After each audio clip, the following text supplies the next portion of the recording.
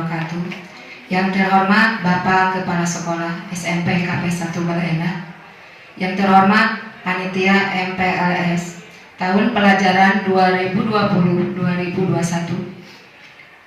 Selamat pagi anak-anak, selamat berjumpa, selamat datang di SMP KP1 Bale Endah. Mudah-mudahan kita semua dalam keadaan sehat, amin. Acara MPLS kali ini dilakukan secara daring karena lagi pandemi COVID-19. Mudah-mudahan walaupun dilaksanakan secara daring, dalam mendengarkan penyampaian materi dari Ibu, mudah-mudahan kalian bisa menyimaknya dengan sungguh-sungguh. Perkenalkan, nama Ibu Eti Junaidi akan membahas materi tentang sadar hukum. Pengertian sadar hukum adalah kesadaran diri sendiri tanpa tekanan, paksaan, atau perintah dari luar untuk tunduk pada hukum yang berlaku. Itu pengertian dari sadar diri. Artinya ada kesadaran dalam diri sendiri tanpa ada paksaan. Yang kedua, pengertian hukum itu sendiri yaitu aturan-aturan yang dibuat oleh pemerintah atau negara. Apabila dilanggar akan ada sanksi.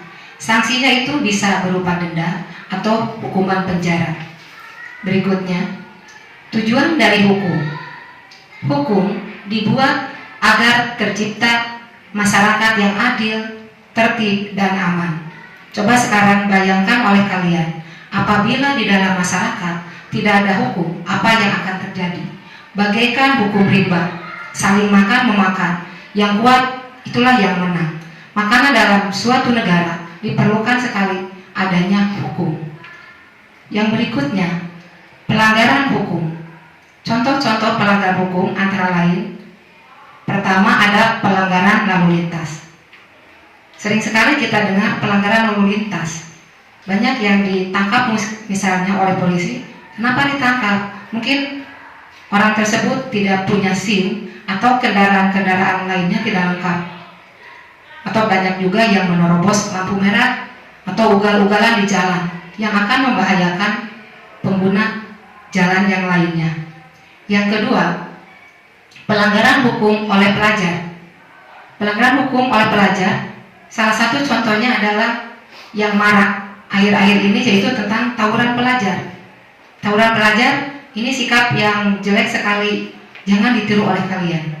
Yang hangat sekarang adalah bullying. Ya, itu sesuatu yang sangat-sangat keras dalam dunia pendidikan tidak boleh dilakukan. Membuli temannya sendiri. Bahkan yang fatal adalah sampai ada korban bully itu sampai meninggal karena saking sakit hatinya, saking tertekannya. Itulah yang berbahaya. Bullying tidak boleh kalian lakukan. Ya.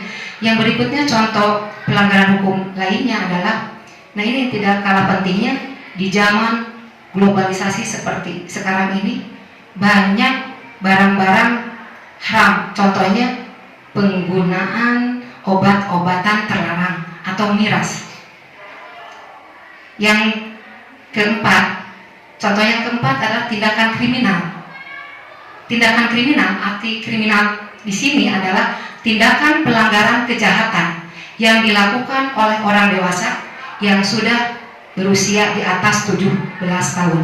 Ini digolongkan kepada kejahatan kriminal. Yang nomor 5, sebaliknya ini yang kelima namanya juvenile delinquency. Apa itu juvenile delinquency? Yaitu tindakan pelanggaran kejahatan yang dilakukan oleh remaja yang menjurus kepada pelanggaran hukum. Ini biasanya dilakukan oleh anak remaja yang belum berusia 17 tahun. Nanti dibedakan pelanggaran kejahatan tuh, ada kriminal, ada juvenile delinquency. Jadi kalian sekarang sudah paham ya, yang di atas 17 tahun apabila orang tersebut melakukan pelanggaran masuknya kepada kriminal. Sedangkan di bawah 17 tahun masuknya anak nakal atau juvenile delinquency. Nanti tahanannya pun dibedakan. Kalau usia di bawah usia 17 tahun, nanti tahanan khusus untuk anak-anak, dibedakan dengan yang kriminal. Yang berikutnya, faktor yang mempengaruhi pelajar melakukan pelanggaran hukum.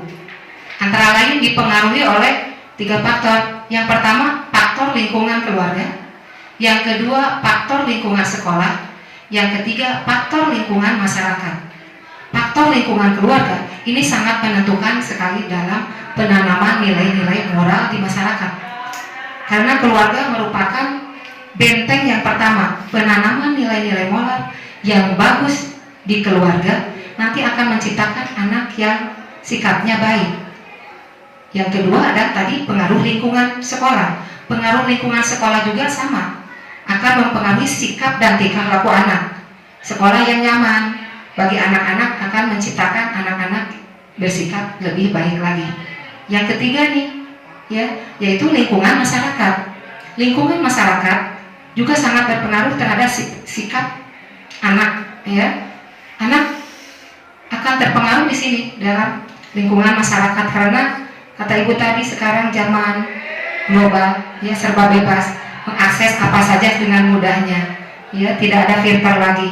Makanya di sini harus dibentengi yang pertama untuk menghindari hal-hal yang negatif tadi, harus dibentengi dengan nilai-nilai keimanan, yaitu nilai-nilai moral agama. Bentengnya yaitu yang pertama, nilai-nilai moral agama harus tertanam pada diri anak. Yang berikutnya yaitu terakhir nih kesimpulan. Jadi kesimpulannya dari materi kesadaran hukum, kesadaran hukum itu sangat penting dilakukan oleh seluruh masyarakat agar tercipta ketertiban, keamanan, dan keadilan bagi seluruh masyarakat. Alhamdulillah materi kali ini tentang kesadaran hukum sudah Ibu sampaikan. Mudah-mudahan apa yang telah Ibu sampaikan tadi, yang baiknya bisa kalian praktekkan, yang jeleknya jangan ditiru.